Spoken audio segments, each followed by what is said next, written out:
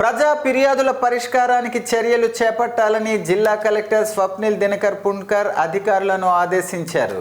సోమవారం జిల్లా పరిషత్ సమావేశ మందిరంలో ఏర్పాటు చేసిన ప్రజా ఫిర్యాదుల నమోదు మరియు పరిష్కార వేదికలో కలెక్టర్తో పాటు జిల్లా జాయింట్ కలెక్టర్ ఫర్మాన్ అహ్మద్ ఖాన్ అర్జీలు స్వీకరించారు.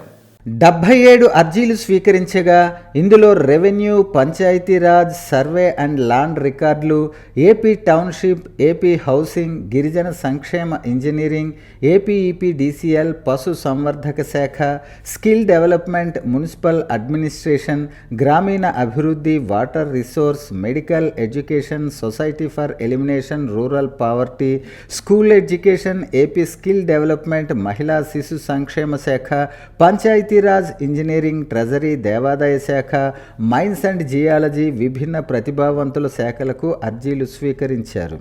అర్జీలు స్వీకరించిన వారిలో ఇన్ఛార్జ్ జిల్లా రెవెన్యూ అధికారి అప్పారావు, ఉప కలెక్టర్లు లక్ష్మణమూర్తి, పద్మావతి, డిఆర్డీఏపీడీ కిరణ్ కుమార్, జెడ్పీసీఈఓ ఎల్ఎన్వి శ్రీధర్ రాజు ఉండగా ప్రజా ఫిర్యాదుల నమోదు మరియు పరిష్కార వేదికలో జిల్లా అధికారులు తదితరులు పాల్గొన్నారు.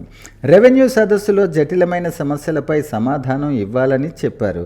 ఈ కార్యక్రమంలో జిల్లా జాయింట్ కలెక్టర్ ఫర్మాన్ అహ్మద్ ఖాన్, జిల్లా వైద్య ఆరోగ్య శాఖాధికారి doctor B Meenakshi, in charge DRO Apparao, ఉప కలెక్టర్ పద్మావతి, డిఆర్డీఏపీడీ కిరణ్ కుమార్, అదనపు డిఎం అండ్ హెచ్ఓ తదితరులు పాల్గొన్నారు.